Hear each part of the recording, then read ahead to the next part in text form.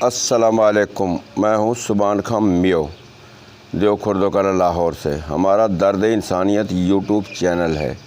اس channel پر غریب مظلوم عوام کی آواز بلند کی جاتی ہے۔ اسے لائک کریں، سبسکرائب کریں، زیادہ سے زیادہ شیئر کریں، بیل آئیکن کے بٹن کو دبانا نہ بھولیں۔ اس چینل پر 2 بلاگ روزانہ بنائے جاتے ہیں۔ اسے سبسکرائب کرنے سے، لائک کرنے سے ہمارے درد انسانیت یوٹیوب چینل کی رہنمائی ہوتی ہے، تو اسے سبسکرائب کرنا، لائک کرنا نہ بھولیں۔ میرے بھائیوں پاکستانیوں، غریب مظلوم عوام تو کمزور ہی ہوتی ہے، اور مظلوم سے مظلوم ترین بنانے کے لیے ہمارے عہدیدار غریب مظلوم عوام کے خلاف میٹنگیں کرتے ہیں، کیونکہ ہمارے تمام عہدیدار جو پاکستان کے، وہ سے زبان سے نبی کریم صلی اللہ علیہ وسلم کے امتی ہیں، اور کلمہ بھی نبی کریم صلی اللہ علیہ وسلم کا پڑھا ہے، اور حلف دے کر بھی نبی کریم صلی اللہ علیہ وسلم کی کرسی پر بیٹھتے ہیں کہ ہم انصاف کریں گے، لیکن انصاف کی بجائے نبی کریم صلی اللہ علیہ وسلم کے گستاخ بنتے ہیں چند عہدیداروں کو چھوڑ کر۔ اور ہمارے فوج کے جنرل اور ہمارے حکمران، انہوں نے امریکہ کی بیعت کی ہوئی ہے۔ امریکہ کی پالیسی ہے وہ پالیسی ہے جو یزید کی پالیسی تھی، نمرود کی پالیسی تھی، جس نے اسلام پھیلنے میں رکاوٹ پیدا کی۔ اس کی بیعت انہوں نے کی ہوئی ہے، اور سب کو پتہ ہے کہ اسلامی ممالک پر جھوٹے بہتان لگائے اور ان پر حملہ آور ہوا، جن کا ساتھ ان جو یزید کی بیعت کرنے والے، یزید جو امریکہ ہے اس کی بیعت کرنے والوں نے اس کی حمایت کی۔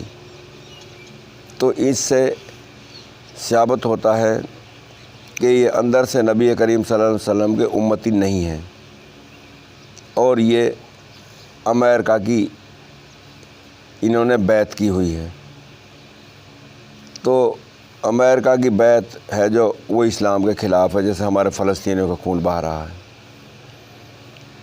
تو اس سے کیسے نکلا جائے گا؟ کیونکہ ہمارا ملک پاکستان تو مذہبی ہے، مذہب کے نام سے یہ بنا ہے، تو اس کے جو 2 ٹکڑے ہوئے وہ بھی امریکہ کی پالیسی سے ہی ہوئے، کیونکہ ہمارا لیاقت علی خان امریکہ نے ہی شہید کروایا ایوب خان غدار کے ذریعے۔ اس دن سے اس ملک پاکستان میں جمہوریت نہیں۔ تو ہمارے مظلوم عوام پس رہی ہے مہنگائی میں، اور کسی کو کاروبار نہیں دیا جا رہا، نہ کاروباری بنایا جا رہا ہے۔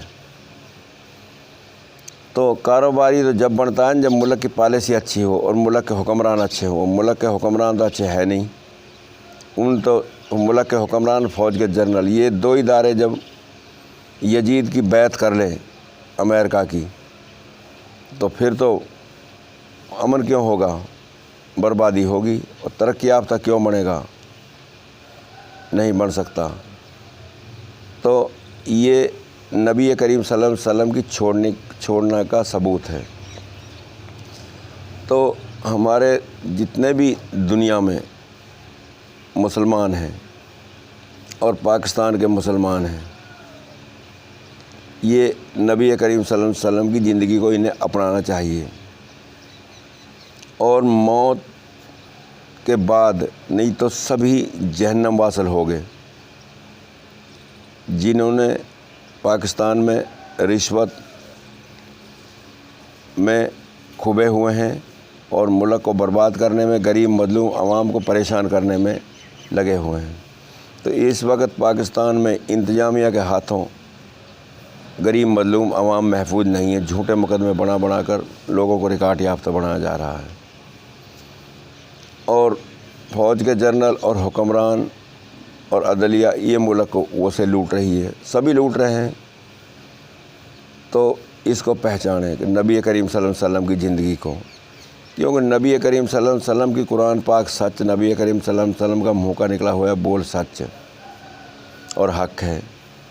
تو حق جب آئے گا جسم میں، جب علماء دین کے کنفرم ادارے بنائیں گے۔